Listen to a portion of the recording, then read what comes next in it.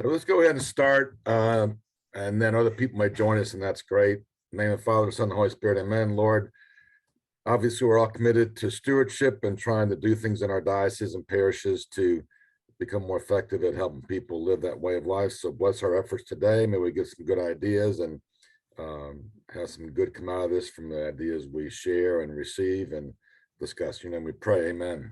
Why we're doing this, again, to remind folks, is we're learning some best practices and concrete ideas of how to encourage and engage more parishioners to live stewardship as a way of life, so more people can get connected to Christ and engage in their community. That's the why.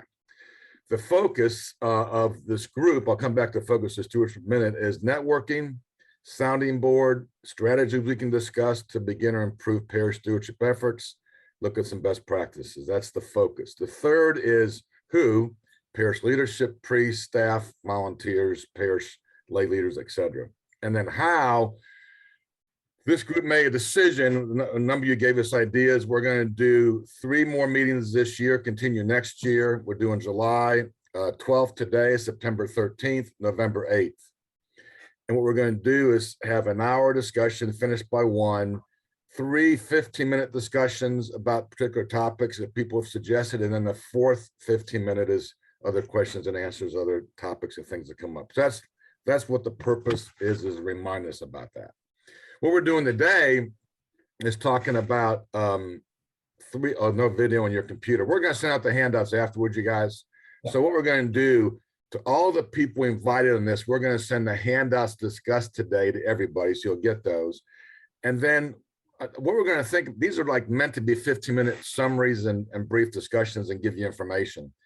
What we're going to do is, if any of you want to have some more specific and detailed discussions on a particular topic, like starting a stewardship effort or what a committee is supposed to do, email Dave. Dave, you can put your email in the chat.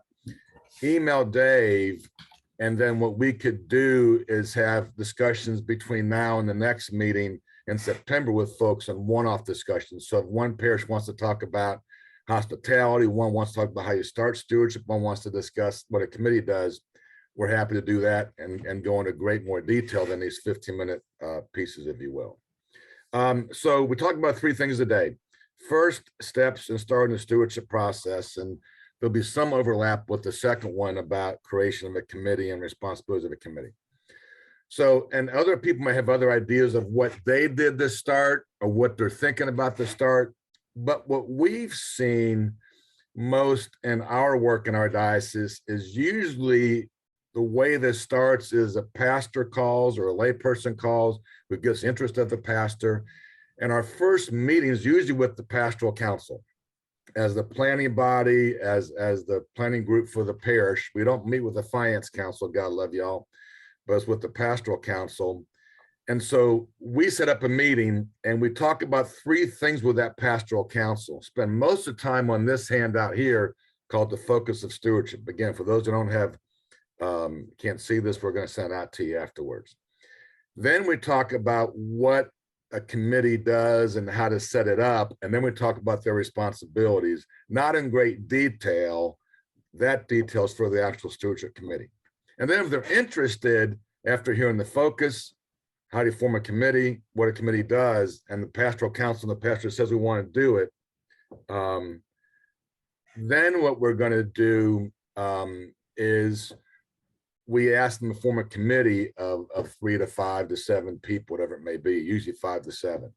And then we come back and meet with the stewardship committee and talk about the focus again, what the committee is supposed to do in some detail. So that's a real detailed description. So that's one idea. I'll talk about that a little bit more and then open up to other people, other ways to start. But ours is pastoral council first meeting, talk about focus, how to form a committee, briefly what the committee does and give them a handout, but not go through it in detail. Then if they form a committee, come back and meet with them again to talk about the specifics of focus of stewardship again, and also what our committee responsibilities are. So again, this is going to be quick 15-minute pieces, but we want people's focus to be in the right place. The focus of stewardship is a spiritual way of life. So it's not based on the church's need to receive. It's not a financial issue. It's a way of life. So I'll go through some of these pretty quickly because you hand out in front of you, you'll get it sent afterwards. It's based on individuals' need to give out of gratitude rather than the church's need to receive. So it's a spiritual way of life. It's a conversion process. And when people do this, it changes lives and transforms communities. Just again, a brief aside, because these are short snippets we decided to do in these meetings. We had a parish that really committed stewardship effectively in the Midwest for a number of years. This wasn't a first year result, but they got to averaging 450 people at daily mass Monday through Friday. And they had 500 people a month do adoration in front of the Blessed Sacrament. Every other year, a man left that parish to go to the priesthood. So they had 14 vocations in 28 years. Sure, they bring in a lot of money, $90,000 a week for a 2,000 household parish, and they had 2,000 people involved in ministry, had over 100 ministries. But the byproducts are the spiritual activity. So again, enough said, we can talk about that more later. Stewardship is also intentional, planned, and proportionate giving. So if people don't know what they're giving percentage-wise of their time and talent, then they're not living the full measure. We want people to do it in a proportionate, planned way. So you give 2, 5, 10% of your income, 20% of your income. You give 1 hour a week, 2 hours a month, 8 hours a month. This is a big deal. And the third one, it's based on the fact that each of the individuals in your parish is gifted in some way. I've never met a talentless person, but most folks don't get that. They don't get their talents. And so again, that's the important part. It's part of education. Again, that's a more detailed discussion later. It's about the first fruits. It's about giving time first in prayer and sacrament, but then time spent in service to others.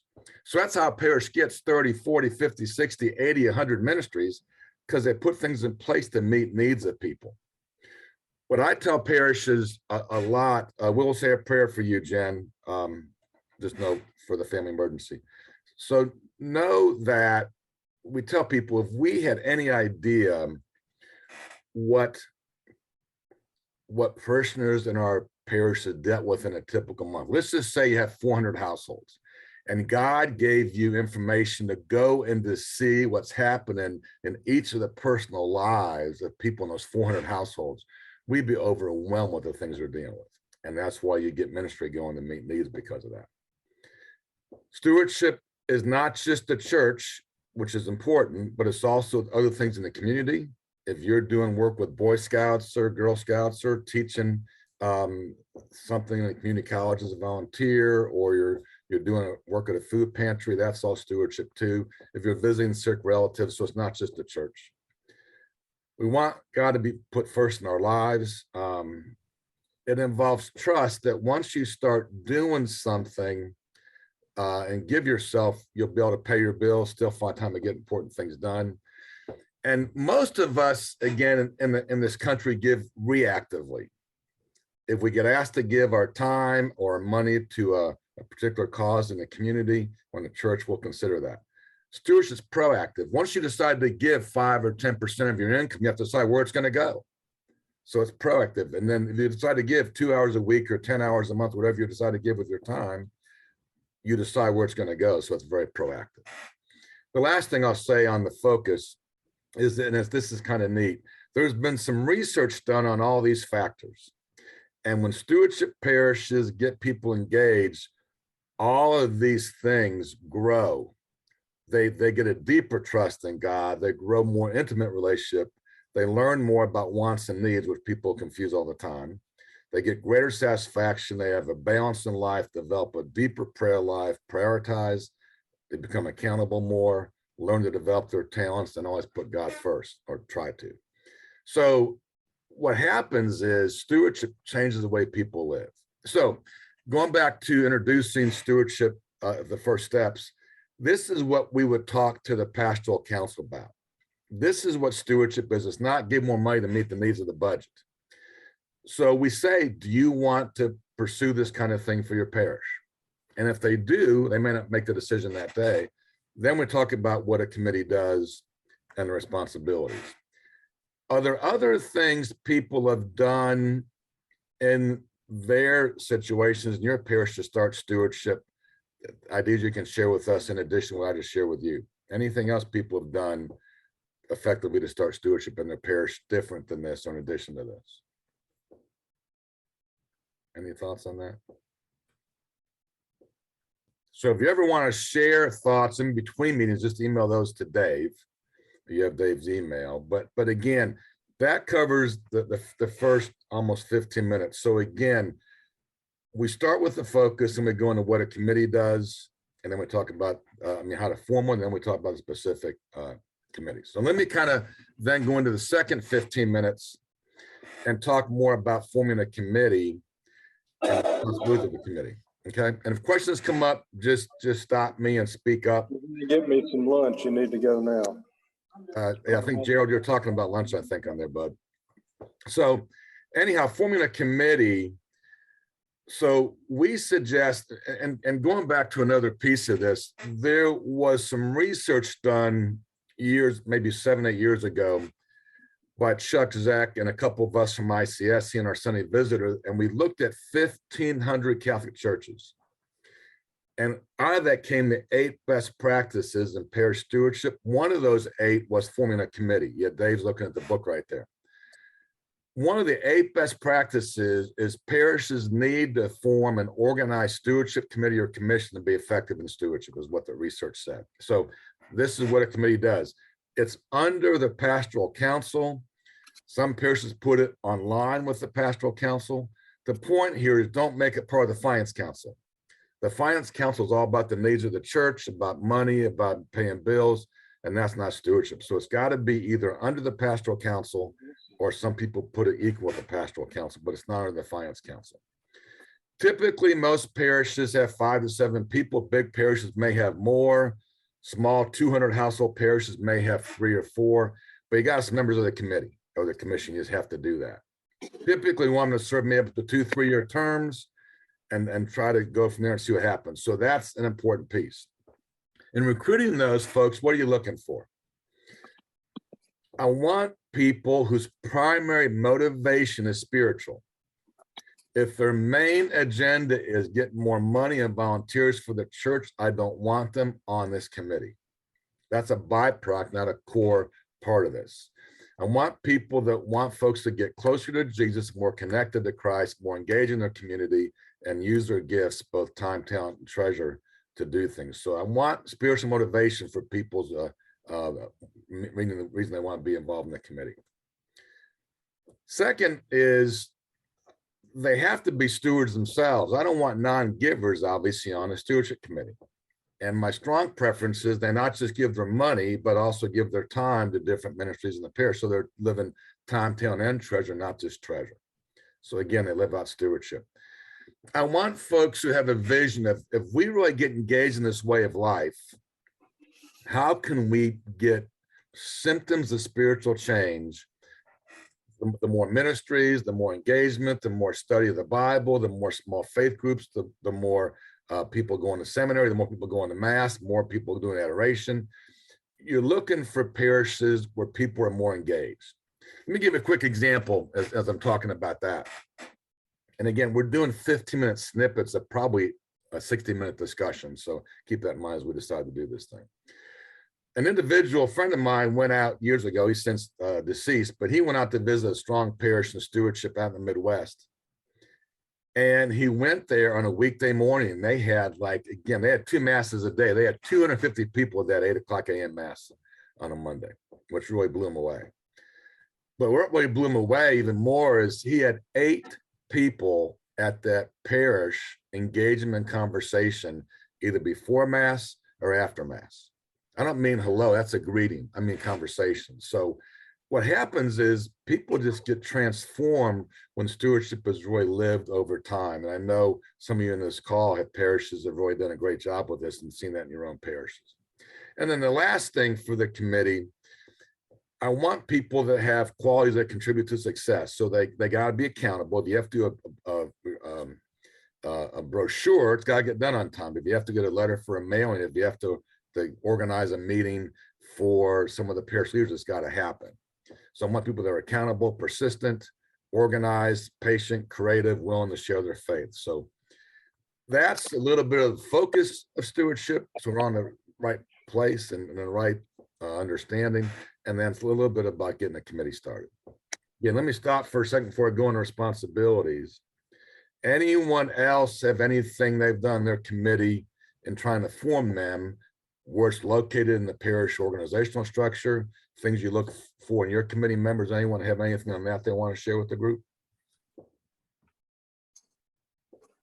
Let me pick on Bert for a second. Bert, in your parish, when you get together and get people on a committee on stewardship, what do you look for things in addition to this when you're trying to find committee members?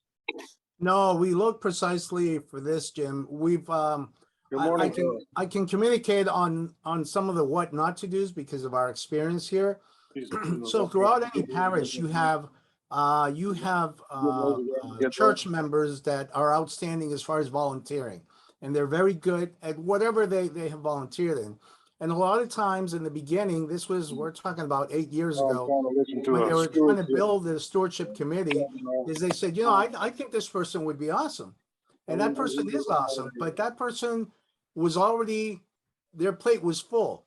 And so it was great to have them on the committee, but we didn't have a working committee, and that was a big no-no, right? And so what happened was that eventually that committee just dismantled because everybody was busy. They have great ideas, but you really need people that will work on the committee. The other no-no that I have experienced, and unfortunately, and I'm not pointing the finger at anybody here at my church, but it seems that, or it's been so difficult to cut the umbilical cord between the finance council and stewardship. They dictate a lot of how stewardship should go. Why? And I understand them. I'm not saying I agree with them. I, being an accountant by trade, I understand the corporate world. I've been in the corporate world. I understand how people think is in terms of money and how they see the stewardship committee. It's the moneymaker. It's the breadwinner, right? And sort of they're always asking, well, how much money do we bring in? What was the offertory like? And at one point when we were in a little bit of a crisis, I said, we need to do something with stewardship. And I'm thinking it's so frustrating to sit there and say, you don't understand. That's not what stewardship is about. You can get more money. I can get somebody come in here and say, here's $1 million. You know what? That does us no good. I really don't care about the dollar amount. I care about people's souls. I care about their relationship with Jesus. Once that clicks, then you don't even have to ask for money, right? And so for me, that's been the biggest thing. We do have a new member in our parish. She used to be involved in stewardship in her prior parish. She has brought great ideas. She has brought a new vision to me. And she has said, I will go with you hand in hand. We will present to the Finance Council. She said, fine, you want to raise money? This is how we're going to do it. But she brings the approach from a spiritual perspective. And I said, I never thought of that. She says, yes, we need to educate the Finance Council members. And sometimes that's the biggest obstacle. And that's why, to your point, we don't want to connect to the Finance Council organizationally, because I think that's a problem. And then the other one, we start with the focus as we do. That one handout about the focus is none of that mentions needs of the church. That's a byproduct of that happens. So I think that reinforces that. So I think, and then you guys, you're going to see in the next handout we have, which we're going to send out to people that can't see the screen, you don't have on their computer, is, they may just be on the phone, for instance, is we have a committee that does things 12 months of the year. And so committees, when they get robust over a number of years, may do 15 or 20 different things. So it's definitely an active ministry. So if they're too busy with other things, they gotta give something else up to probably be on this. So that's an important part. Let's go ahead then into the next handout, Dave. And again, we're doing snippets here, so this could be a lot more detailed conversation later on. So let me go through what a committee does. Now, you don't do all these in the first year. You might do 7 or 8 in the first year, but you might over time. I imagine, Bert, your parish, and I'm sure, I think like St. Pius and Greensboro, another example of parish, they do all 19 or 20 of these, or most of them. So again, what we could do with individual parishes is look at this list and say, let's work with you on your plan. How many of these you want to do this year, and put a smaller plan together, but I want to cover the whole list just to paint the picture. And again, we're doing snippets here. So obviously you have to have an annual 12-month plan. I mean, pretty basic, pretty important. We have good examples we can share with you about that. Second, and then this is no particular order, obviously the time and talents part of what we're doing, not just the treasures. So you have to have a list, or some parishes have a booklet of all the ministries you have right now when people commit their time and talent to things in the church. Give them an idea of what they can commit to and sign up for. So again, some parishes have 20, 30, 40, 50. I've seen one parish with 120 different ministries to select from. So you may start off with a list at first, but it gets into a booklet or maybe a paragraph per ministry later on. So that's an important piece. The next one, and this may come later on, but you got at some point provide opportunities for gift discernment. There's strength finders. There's, was it gifted and called? I think you guys is another one. There's options out there, but again, too many of our parishioners have no clue that they're gifted and what their gifts are. And so in order to use their time and talent effectively, they got to do some gift discernment. So again, that may not be the first year thing you do, but that's something to look at. You want to do a 2 or 3 weekend effort every year where people commit to their time, talent, treasure, percentage of income, the things they're going to commit their time to and their talent to for the church. And so in some parishes, they do time, talent, treasure together in 2 or 3 weekends in the spring or fall, typically. In some parishes, they do time and talent one time of the year and treasure in the other. I don't care, whatever works for you guys.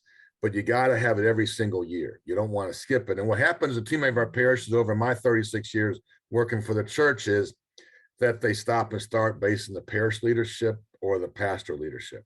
And that's not effective. Now, going back to the best practices from Chuck Zeck's book, one of those 8 best practices was this one. They want people, lay witnesses we call them, individual couples, to share their testimonies about stewardship with parishioners.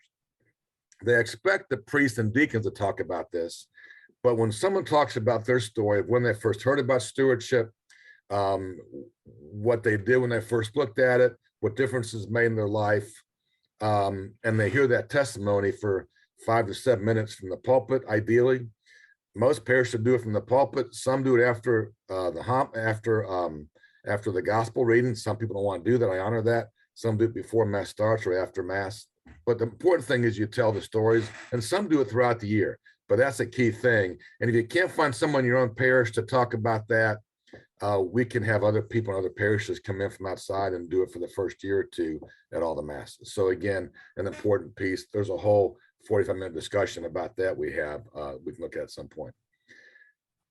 This is important. Once people volunteer their time for some ministry, then those ministry heads have got to call them, invite them to an orientation, and welcome them to get involved. I wouldn't say the worst thing to do, but one of the worst things to do is to have people volunteer and never get contacted. So you got to make sure, so you meet with the ministry heads typically before you do the time and talent commitment card, so they're ready and say, we're going to give you some cantors or choir members, whatever it may be. And so that's going to be key. Now that's not fun. One of the things our parish did years ago is a homeless ministry they did. And I ended up at that point being someone who had to call 60 different people and invite them to an orientation on the homeless ministry. That wasn't fun making 60 phone calls, but had to do it. Let's keep on going, Dave. We'll go through this pretty quick. Some do a commission service for those who volunteer in ministries on a particular weekend. You want to show appreciation. Again, this is another longer discussion, but people don't get thanked enough, either by phone calls, letters, notes, emails, thank you events of people that give their time, talent, treasure. So again, a key part of the ministry. Evaluate how you can get better every year. So again, evaluation, important part. Some education, evangelization aspects. Typically, the real strong stewardship parishes have all their ministry heads, 20, 30, 40, 50, 100 ministry heads come together for Saturday morning, typically once a year, to learn more about stewardship, learn more about their work as leaders, learn more of how they do things in their work tied to the stewardship effort and the 2 or 3 weekend efforts. So again, it could be a 9 to 12 thing every year. Again, there's a lot of discussions about that. You want to get kids involved. The first thing here is faith formation. Get them involved in either the K to 12 school if you have one, or the K to 12 faith formation. So that's important. There's things to talk about with that. And then get children's component in your parish stewardship, have them commit their time, talent, treasure. You want to do in service. So obviously these every 2-month hour-long Zoom calls are one way to learn more things and get more resources and then connect with folks in more detail later. There's a conference we just did in Charleston, April 1st this year for the 5 guys, had 200 plus people there. We're doing a conference for the country in Anaheim, California, the first week in October. We'll have like 1,000 people there by 80 sessions. So a lot of in-service is important. I'm going to come back to this as the last discussion today. But again, going back to the 8 best practices, obviously one we talked about was forming a stewardship committee. One was having the lay witness presentations. This was the 3rd one, to have hospitality, welcoming, community building programs. And I'll say this again in a few minutes, but the research was real clear on this. If a parish did 4 or more community building activities, and 4 or more hospitality activities a year, they have much more people engaged in the time, talent, treasure of the church. So when I say 4, like if you have donuts after Mass every week, that's 1 activity. That's not 52, that's 1. So again, that's an important piece, one of the 8 best practices. Let's go a few communication things to wrap this part up, Dave. So you can do stewardship thoughts throughout the year in the bulletin. We have 104 of those that we give parishes on every 2-month basis. You can put some stewardship literature in the pamphlet rack. We have ideas for that. You can put, again, a fourth best practice was communicating stewardship throughout the whole year. One of the most important things to do in this was to have a newsletter for the parish sent to people, preferably in their homes. It could be email as well, anywhere from 1 to 4 times a year, and have stewardship things in that. That was the most effective way to communicate with the parish about anything, was having the newsletter. So a number of our parishes do that. The Sunday homilies, when you look at the 3-year cycle of the Gospels and the readings, the Epistle and the Old Testament readings, we have found every month of those 36 months, there's at least 1 reading in that month that a deacon or pastor can preach about that includes stewardship as part of the reading. And then prayers of the faithful, Lord, and gratitude for all those who give their time and practice every Thursday for the choir and sing on Sundays that really enliven our liturgy. Let's pray the Lord. And the last thing is, more of our stewardship parishes are doing things outside the parish. So I'm going to get this wrong, but you'll get the point I'm making. There's a parish, Blessed Trinity in Ocala, Florida, doing stewardship for 30 consecutive years, which is unusual. I think it's Uganda, but it's somewhere in Africa. They have actually built 52 churches for people in that country with their outreach ministry over time. They've built 52 Catholic churches over 30 years for people in an African country, and go way outside the parish to the community. So again, that's our second 15 minutes. So anything people have, and again, what you could do, and again, Deacon, I know I'm picking on you because I know you've presented a lot of different conferences, both in our stewardship conference locally as well as nationally, as St. Pius. You guys may have 3 or 4 or 5 other things you do besides these. But the key thing is, you got to have a committee, one of the 8 best practices, and you got to do some of these things on a 12-month basis. Most of the year is educational, communication. There's 2 or 3 weekends of that have the commitment Sundays, or you could have 4 to 6 if you do it spring and fall with time and talent, one time treasure with the other. So again, a few things on that. This is again how we're looking to do it this year, and we'll do an evaluation at the end of this year and see if we want to continue these 15-minute snippets. But we're going to send all this out to people that were invited to be on the call today. So we'll look at that. So that's the second, is creation and responsibilities of a committee. Any questions about that so far? We still have 15 minutes at the end of this for more questions. Any immediate questions on that from people? No. And let's go into the last, the third 15-minute segment. So this will be another hand that you're going to have access to. So hospitality is core, as we said earlier. It's one of the 8 best practices, and it has to be organized and planned. Let's go to the 3rd paragraph there, David, if we could. So I mentioned that study. It was folks from ICSC, myself and 4 or 5 others. Our Sunday Visitor, you've heard of that group, and then Villanova Center for Study of Church Management through Chuck Zeck did a study that our Sunday Visitor funded. We gave the input from ICS and Villanova. Chuck did the research. We contacted and surveyed and received information back from almost 1,500 Catholic churches, which is a great sampling. And the study resulted in 8 best practices in parish stewardship. One of those 8, as I said, was welcoming a parish that takes community building seriously. As I said earlier, the most effective stewardship parishes were those that sponsored 4 or more welcome activities in a year and 4 or more community building activities in a year. So if you have like one event where you invite all those who are identifiable givers of time treasure to a thank you activity, where you have like drinks and hors d'oeuvres or things once a year, and that thank you event, that's one event. If you do donuts after coffee every week after Mass, that's one activity for the whole year. So if they do 8 of those or more, they have that kind of impact. So think about that. So what I'm going to do, I'm not going through all this, but I'm trying to give you ideas of what that might look like. So let's go through a little bit here for this last handout. Let me just mention something in general. This is broken down into 3 areas. Move my papers here. One is welcoming the new parishioner, things you can do to welcome a new parishioner. We'll come back and talk about some of these and maybe answer any questions. So there are 19 things here that you can do to welcome a parishioner. That's new. Now the ones in bold, we took 4 very active stewardship parishes when we put this list together, plus some other ideas. The ones in bold are the ones those 4 parishes were doing. So the first thing there, and I'll come back to this, is 19. The second list, let's go a little bit further. We'll come back to this. I just want to go through the general thing. Second list is ongoing hospitality. You're going to come back to these.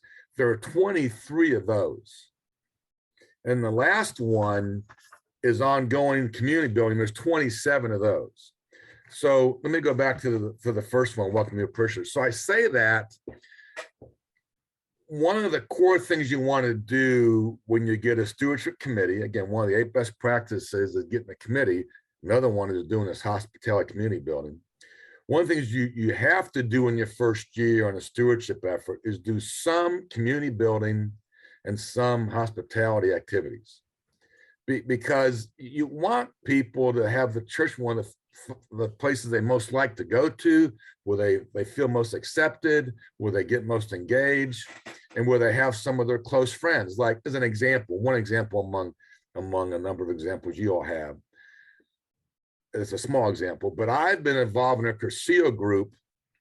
It's a spiritual group that's single sex, men go with men and women with women. But I went to a Cursillo Thursday through Sunday weekend in 1999. I've been grouping every Saturday morning for 23 years with 8 guys. So those 8 guys, I'm one of the 8. Those 7 guys are some of my closest friends in the world, and they're connected to my church. So what happens in this whole stewardship with welcoming and hospitality and things, beyond all the other responsibilities, is people get more engaged in their faith and in people's lives, and they talk about their faith, and they find ways to grow their faith and increase their faith for all the things they do. So that's just one thing I do, is every Saturday morning from 8 to 9:15, I'm with these 8 guys if I'm in town to talk about our spiritual life. So I'm not going to go through many of these, but I'm going to go through just a couple examples. That second one, pastor sends a welcome letter and makes a personal phone call. And if the pastor can't, because it's a big parish, then maybe some lay people can. But think about how many of you got a welcome letter from your pastor with a personal signature when you joined your parish, or they had a personal phone call to welcome you. I mean, those kind of things make impact on what you're doing. The 5th or 6th one down says a member of the welcome committee personally visits you, or gets a welcome packet. So again, do that. Some parishes have, you see the one second from the bottom of that page, have a monthly or quarterly newcomers reception or dinner. So some of our parishes have once a month, every quarter, invite the new people to come to be welcome, to be introduced, and to look at that. So those are a few things you can look at in that arena. Let's go down to the ongoing hospitality. So the first one, there was an example, using trained ministers of hospitality, greeters. When people are greeted at all the doors every single week at all the masses, it makes an impact. Now, here's something I saw one parish do, and I stayed around and I found out how they were trained. Instead of saying good morning, good morning, good morning, everyone gets the same rote good morning, they were trained to do 6 different phrases. So it sounded like everyone who came got an individual personalized greeting. Now, if you stayed more than a couple minutes, you saw it repeat after the first 6 were said. But the point is, they were trained to do that and to be sincere about it. So I'm looking at, so another thing they'll do in some of the parishes, I think it's on this list, if not, we'll add it, David. But in some parishes, the new parishioners are listed once a month in the bulletin. And they'll list all the people that have joined and say, hey, we welcome these, and list the kids' names if they have a family. If it's a single person, just list the person. We've had people during COVID, there's a 7th or 8th one down that says have a team of hospitality ministers make a how you doing call every 6 months. During COVID, one of our parishes in our diocese has, I think, about 2,500 households and had about 600 members over 65. They had about 15 volunteers call all 600 of those people and households during COVID to see how they were doing. Now, it took some time, but they had 15 people, probably take 40 calls each over a period of about a month. So making a couple calls a day. That has impact. Or some people do handwritten notes. Or another example, some people will call folks involved in ministries. My wife's gotten calls before who sings in our choir and says, Joe, I just want to call and thank you for singing in the choir every week. You guys join live in our liturgy. I know you practice every Thursday. You have to leave your family to do that. God bless you. It was like a 3 or 4 sentence voicemail. I got a call once, said, thank you, Jim, for letting your wife go every Thursday night and leave the home to practice. And then she and I never sit together at Mass because she's singing. Thank you for giving up sitting next to her at Mass so she can share her voice with us. So a lot of things in hospitality, there's tons of those ideas you look in there. Let's go to the last one then, Dave, and we'll look at that. So ongoing community building. So if you have like parish picnics, or you have pancake breakfast or potluck dinners or holiday celebrations or parish festivals, or some people have things tied to their saint that church might be named after, receptions to celebrate events like First Communions, confirmations, RCIA. We have some parishes do special work for people that die, and a great witness ministry to have meals, or at least have a lot of finger food after someone has their funeral and goes back before they go to the cemetery, maybe after they get back from the cemetery. Some do like family game nights you see here. Organized senior ministry events for those 655 and above. Some do blessing of the animal events. So there's all kind of things, appreciation gifts to give people, leadership training events, gift discernment workshops, parish retreats. There's all kind of things that people can do to build community.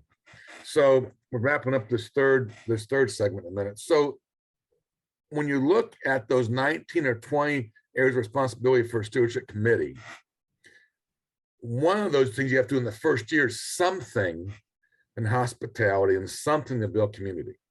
Now, again, you have 69 ideas, almost 70 ideas here, and no one's gonna do all 70, that'd be ridiculous, but you have to at least do 4 of each over time to be an effective stewardship effort from the research with the 1,500 parishes. So that's kind of what we're doing here. That's our first 15 minutes, actually our third 15 minutes. So we covered in the first 15 how to get started in the parish, just some ideas. Second of all, of how you form the committee and what the committee's responsibilities are. And then this last one is some things to think about with hospitality community building. What these last 15 minutes are for, if there's anything you have questions about on the first 15 minutes, or if there's anything you have questions about or topics you want to talk that we didn't talk about today, there's literally about 100 different topics we can discuss, and we'll pick 3 more topics for September and then 3 more for November after that. So before I open up for questions or other items to discuss, let me mention again that we'll email out these handouts. There's 4 handouts, I think, right, Dave? Yep. We'll email these 4 handouts out to all those who are invited on the call today, whether they made it or not, to say, just so you know, here's the things we're talking about. And then again, if you want to talk about some of these in more detail, email Dave and we'll find a way to connect with you to do some work in more detail about that. Okay. So that's our first stewardship Zoom call. We got 15 more minutes. Any questions about either of the 3 topics we talked about today, or any other questions about other topics or other things you want to talk about today in this discussion? Anyone have anything else? Question. I know we went through that real fast. Maybe it was in there. I just didn't see it. We had something here several years ago. I had actually just come on board probably about 8 years ago. And they decided to have a deacon out, I forget what it's called, but I think it was out in Ohio. And this is a deacon that came and did a mission. And I remember vividly, he came in on a Friday. So he gave homily Saturday, Sunday, and then his mission went Monday evening, Tuesday evening, and then Wednesday evening. The church was packed.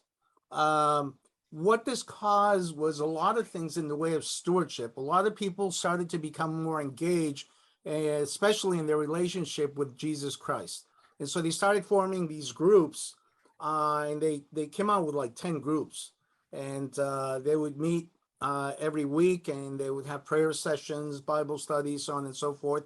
And it really brought the community together. I was amazed at how much that mission impacted. Now, it isn't just having, I caution this, it isn't just having a mission to have a mission.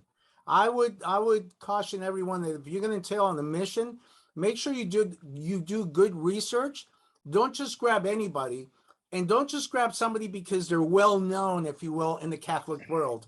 There's a lot of speakers out there who are awesome. They're really great, but they're not necessarily your motivators at a mission, right? But this one's Deacon Ralph Polio, and he just did such an awesome job that it was amazing how the church, the whole community, a very large portion of it was touched by this mission and started to become more engaged. I mean, you had more people wanting to sign up for ministries, getting into Bible studies, so on and so forth. So that's a big one. And you know what? Unfortunately, we haven't done one since then. We've had a few missions here and there, but nothing as effective in that one. And I'm not saying that Deacon Ralph Poy is the only one out there. There's many out there, but you have to do your due diligence. So what we'll do is, there is one that says parish missions during Lenten and Advent. Let's go ahead and Dave and add underneath that a specific stewardship parish mission, or a parish mission on stewardship specifics. We'll add that as I guess that'd be the 70th one. We'll add that in there, Bert. Thanks. It looks like Clark and Jenny have their hands raised. I think, did I read that right? Yes, I had a question. Yep.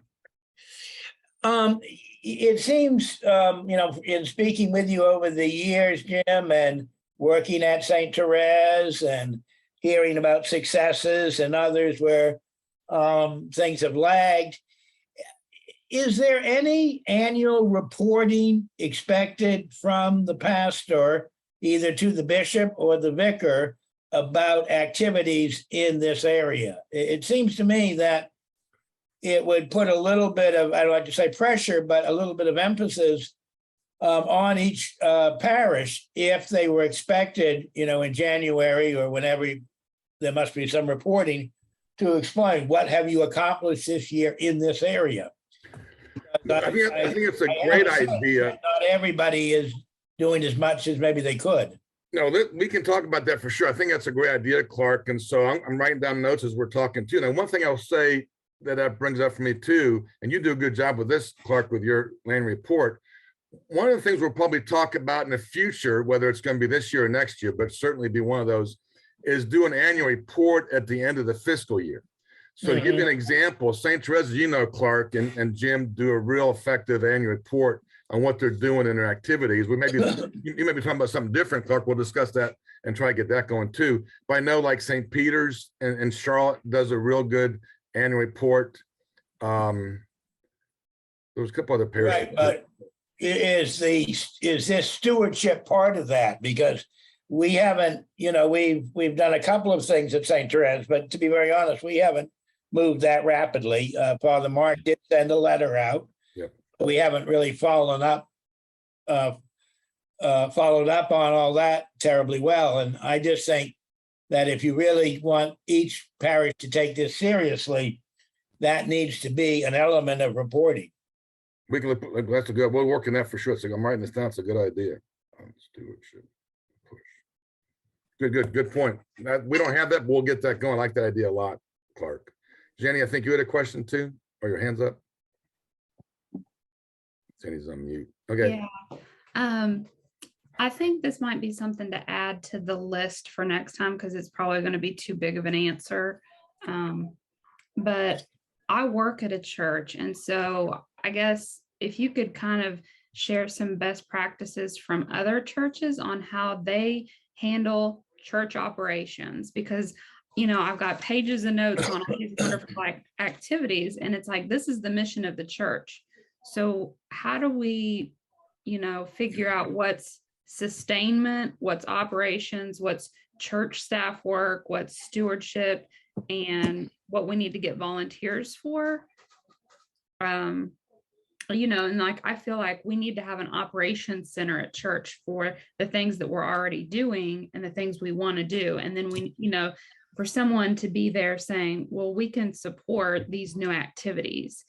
And I don't know who that is. And is it the stewardship committee? Are we the lifeblood of the church who makes these decisions? Is it the pastoral council? I think we could do, we'll talk a bit right now, but we could do is make maybe one of our sessions in September is about how this works in a particular parish or two. Look at a couple model parishes and different ways you do things. So some parishes, when they're bigger, actually have a stewardship staff member on board, either part-time or full-time. The smaller ones may have the committee do that. But I think we can share a couple of stewardship annual plans for the year. I know St. Pius has one, I know Bert, you have one, and other parishes do. So we can talk about how things work operationally from a staff standpoint. What I don't want to say is you don't have to have a staff member to make it work effectively. Now, if you have 2,000 households, it might make sense to at some point get a part-time or full-time person to work on the volunteer, like they have volunteer coordinators and things like that. But smaller parishes are able to do this through the work of the committee. And so, yeah, we'll make that. I think that can be definitely be one of our future discussions, maybe in September, I'm thinking, Jenny. Oh, thank you. And thank you for doing these. These are very helpful. I appreciate them. No, it just gives you ideas. And again, I said before, we're going to send emails out to people with these 4 handouts. But if any of you want to work on this, like Jenny, we can have a conversation one off, email Dave, we can have a conversation that what can we do at the church specifically. So again, you guys all have the option to talk about individual conversations in between these Zoom calls as well. Yeah, that is probably a broader discussion than just right now, but we could easily make it one where say, how's this work in a parish with staff and without staff? Because some parishes, there's parishes that do both those things. We can definitely do that. Good question. Other questions or comments people have as we're looking at this today? Yeah, one of the things Liz said, so maybe what we can do again, as long as Dave sees a name like Clark Ross or Marcia Torres, he knows that's who it is. I guess if some of you don't have your full name, like Paula, if you don't have your full name on your screen, email Dave who you are so we can track down names of the people in our emails. So again, when it's Amy Daniels or Lauren Green, I know who you are, but if it just says a Paula, we're not sure who it is to send an email back to you guys. We can't capture emails to do that too. But anyway, Jim Benson from our parish has his hand up. Okay, go ahead. Thank you. Unmuted myself. Thanks, Jim. This has been very good. At St. Therese, we've been doing a stewardship effort for several years, and your materials, I guess, most of that stuff we've been familiar with, and we're trying to do them the best we can. Right now, committee has sort of shrunk, and we need to grow the size of our committee. I asked you, what are maybe some of the best practices that you know of to do so, to grow a committee, to find those people that will really serve the effort well. Let me throw back that to Bert for a second. Bert, and for other people's thoughts here too. What thoughts do you have of how you grow your committee? If you went from like 6 to down to 3, and you got to get 3 new people, what have you done to get new people? What we do is, well, I'll tell you one thing that really hasn't worked for us is people will say, put an announcement on the bulletin or do a pulpit announcement. And what happens is, and you mentioned a little while ago, you get all these people who think they want to participate in stewardship, but one, they're not even really involved in the tithing process, not because they're bad people or don't want to give. They just don't really get it. They don't understand it. They've never been educated. And the other one is, I want to join a committee, but they have no idea what stewardship is about. So it's like, you're going to have to take them and then train them from scratch. You don't really have that luxury. And so what I've done is, it's by word of mouth, right? You tend to start to get to know your parishioners over time, and then you see which ones may be available, or you take the good ones that are not available, but because since they have a good work ethic, you ask them, listen, do you know someone that would be good for the stewardship committee? And you tell them, what things you're looking for, and they're going to refer somebody. If they're good people, if they're good volunteers, they're going to refer good volunteers to you. They're not going to refer somebody who's not going to really put the time in. Yeah, I think you got to start with your ministries. If they're not involved in ministry right now, they're probably not going to be working good for this committee, at least initially. So I think if people in the parish know who some of the most active, engaged leaders are and ministries are, and you try to get some of those, I think, and you need to do a targeted ask. So I agree with you. You don't want to do a general email thing. You want to see if you can target some folks that people might know from what they've done, and maybe they take a break from the ministry to do some of that. What are other people doing to get new people to grow a committee? This is Frank Costas out of Sumter, South Carolina. Obviously, I'm in South Carolina, but so we're in the process now of forming all this, and I'm meeting with folks to be a part of our committee, and just kind of something that I'd kind of use to discern who I would like to have on the committee that kind of fits the qualities and of what you're looking for. Is I looked at our youth group core team, and not to poach members, but we have some parents who have youth that have graduated or well, obviously the school's over right now, but either have graduated this year or last year, and they either were looking to do something else with their time because they didn't want to be involved with the youth ministry anymore, not because it was bad or anything, just because they wanted to, their kid's not there no more, so they kind of lost that connection, I guess you could say.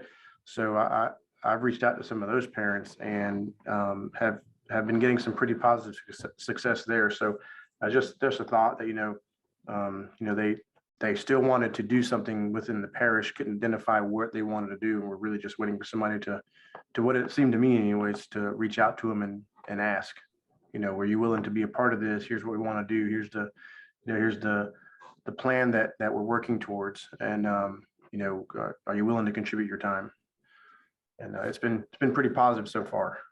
And I think ministry heads know, well, it might be some of them, but they also know who are real effective people to get things done in their ministries too. So either it might be a ministry leader's role and taking another responsibility or moving on from that share of a particular committee, or someone they might know in their area. So I think of a lot, like you said, Bert, and like you said, Frank, is individual targeting folks.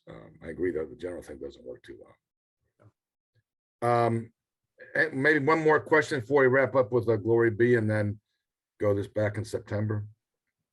And let me say, if we're going to send out through Dave these 4 handouts, if not today, then probably tomorrow. If you don't get this by the end of tomorrow, it means we didn't get when we looked at your picture, we didn't connect like a first person name to who it is. So just email Dave. You saw Dave's emails in the chat. If you don't get an email by later on in the day tomorrow with those 4 handouts, then just email Dave and make sure he gets that to you. Any last question or comment before we wrap up here? We said we'll be done by 1, and we will. Again, this is our first one. So we did an organizational one last time. This is our first actual session. We have some ideas we already got today, what we might do in our next one. We'll keep on following this format at least through the end of the year, and if we want to change the format for next year, we can discuss that, but this has been a start for us and we'll keep on trying to build it. And then I am, as you heard, some of you came on the call early before we started, Deacon Bert is going to help organize one of these 4 Spanish speaking people. We're going to meet, he and I, tomorrow to start looking at that. We're probably going to do the Hispanic one. I think you said, Bert, probably in the evening. Yeah. Realistically, that just works better for Latino people involved in the parish. So Bert has about what, half your people are probably Hispanic, you think, in your parish, Bert, right now, something like that? Yeah. So- And, so- I'm also involved. The diocese created about 4 years ago a catechist classes for the Hispanic population. So I was kind of forced into it in a very nice way.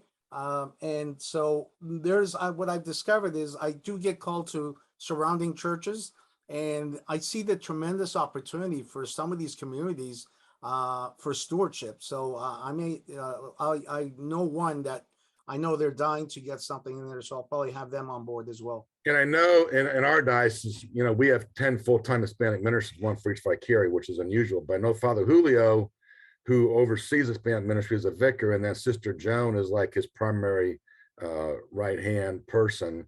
I know those 2 folks want to be involved in that too, Bert, so we'll probably get them involved. And I guess if anyone, Amy from Raleigh, wants to get involved with that, or anyone from Charleston, Brian, we can get them involved in this call to plan the one. But we're going to probably do evening, like a Monday, somewhere between a Monday and Thursday evening for the Latinos. We've already talked about. Bert thought that was the best time to do that. So whether we start that in August or September, we'll start next couple months and get a separate one of these for Spanish speaking. So no, that's coming up as well. Okay, it's 1 o'clock. Thanks, Bart. Let's do a quick glory be, and we'll wrap up by 1. Name of the Father, Son, and the Holy Spirit. Amen. Glory be to the Father, and to the Son, and to the Holy Spirit, as it was in the beginning, is now, and ever shall be, world without end. Amen. Great to have you on. Spread the word. We'll keep on doing this. Get some information out to you today or tomorrow. Thanks, y'all. God bless. Thank you, Jim. Thank you, Dave. Thank you, God Jim. bless. Have a great Dave. one. Take care. Take care.